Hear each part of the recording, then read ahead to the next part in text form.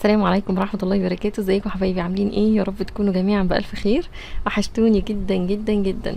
عايزه اقول لكم يعني ان انا بقالي يومين كده عماله اقرا في التعليقات بتاعتكم. بجد يعني بدعي لكم من قلبي من قلبي طول ما انا بقراها. يعني ربنا يديكم بركة العمر والوقت والرزق كده الواسع الوفير، زي ما بتتمنوا لي الخير وبتدعوا لي دايما دايما وبتتكلموا كمان في حقي كلام يسعد القلب. والله العظيم بجد ربنا يا رب يرزقكم فوق ما تتمنوا كمان يا رب. النهارده بقى صحينا الصبح كده عملنا شويه معجنات حلوين. الولاد اليوم اللي قبليه كان باباهم اجازه، اخدهم ونزلوا وجابوا لي حاجات من فتح الله، مشتريات الاسبوع بقى بتاعت اول شهر 8.